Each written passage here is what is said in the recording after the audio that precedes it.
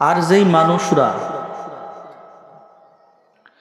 কোরআন সুন্নাহর আদর্শকে বাদ দিয়া মানব রচিত সংবিধানের দোহাই দিয়া নিজের মন মতো চলাফেরা করে, ইসলামের হুকুম এবং ইসলামের আহকামের রশি গলায় পড়ে না, ইসলামের দৃষ্টিতে তাদেরকে মানুষ বলা যায় না। আরে মানুষ তো হবে সে, আল্লাহর কোনো কথা যদি তার সামনে আসে, রসুলের যদি কোনো কথা তার সামনে আসে, নির্দ্বিধায় বিনা যুক্তি দিয়ে মাথা নত করে দেবে, সে হলো মানুষ। সে কি মানুষ? কবি বলেন, নামাজ মে ক্যা মিলতা হ্যায় সাজদা মে যাকে দেখলো,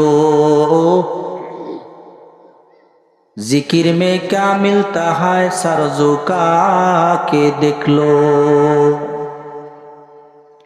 কবি ডাক দিয়া বলেন, নামাজ যে কি মজা, নামাজ যে কত মজা, আল্লাহ তাআলার নামের জিকিরে যে কত মজা, এইটা নামাজি তখন বুঝতে পারবা যখন নামাজের মতো নামাজ পড়তে পারবা। এজন্য আমার রহমতের নবী কয়, যার নামাজ যত ভালো তার চরিত্র তত ভালো, যার নামাজ যত খারাপ তার জীবনের চরিত্র তত খারাপ। ঠিক নেই? এজন্য মুসলমান ও রাগামালির মানুষ, নামাজকে শুদ্ধ করতে হবে। যার নামাজ ভালো তার চরিত্র ভালো, যার নামাজে ভেজাল তার চরিত্র ভেজাল। ঠিক না? গত বছর এখানে মাহফিল করেছিলাম, এবছরও মাহফিল করতে এসেছি, কিন্তু ডানে বামে তাকাইলে দেখা যায় পাড়া প্রতিবেশী কত এক দোকানে চা খাইলাম, আড্ডা দিলাম। এখন ডানে বামে তাকাই, এখন আর আল্লাহর অনেক বান্দাদেরকে দেখি না, কবরবাসী হয়ে গেছে। এই দুনিয়াতে আমরা মাত্র কয়েকদিন হায়াত পাই। 50 বছর থেকে শুরু করে 60 বছর, 70 বছর, 80 বছর, 100 বছর, 100 বছর হায়াতের তারও নাই, রাস্তায় চলা যায় না। আল্লাহ যদি মানুষকে 1000 বছর, 1500 বছর হায়াত দান করত, তাহলে আমার মনে হয় এই আদমের যন্ত্রণায় রাস্তায় চলা যেত না। ঠিক নেই?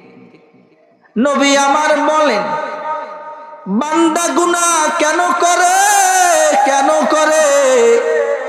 নবী বলেন, হুব্বুদ দুনিয়া রাউসু কুল্লি খতিআ, দুনিয়ার মহব্বত সকল গুনাহের মূল। কিসের মহব্বত?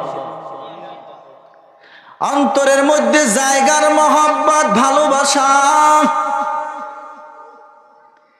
ও যুবক, অন্তরের মধ্যে আমার বিবি সাহেবের মহব্বত, অন্তরের মধ্যে ছেলেমেয়ের মহব্বত, অন্তরের মধ্যে সম্পদের মহব্বত, অন্তরের মধ্যে দলের মহব্বত, রাজনীতির মহব্বত, অন্তরের মধ্যে নেতার মহব্বত, যতক্ষণে অন্তরের মধ্যে থাকবে ততক্ষণে আমার আল্লাহ, আমার নবী, আমার কোরআন, আমার ইসলামের মহব্বত অন্তরে পরিপূর্ণ ঢুকবে না। ঠিক নেই? যদি কোনো মানুষ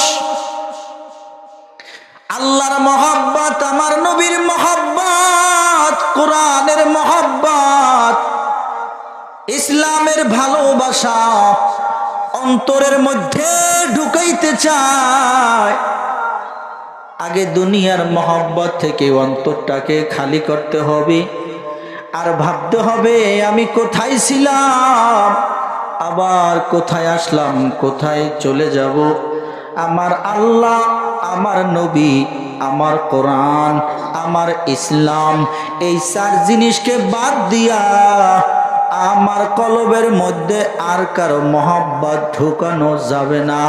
যদি বান্দা আমার আল্লাহর মহব্বত, আমার নবীর মহব্বত, কোরআনের মহব্বত, ইসলামের মহব্বতকে ত্যাগ করিয়া দুনিয়ার ভালোবাসা অন্তরে ঢুকাইয়া দেয়, আমার নবী কয় এই মহব্বত অন্তরে থাকার কারণে সমাজে ভালো নেতা হইতে পারে, সমাজে ভালো গণ্যমান্য হইতে পারে, সমাজে ভালো প্রভাবশালী বান্দা হইতে পারে, তবে আমি আল্লাহর কাছে ভালো বান্দা হইতে পারে না।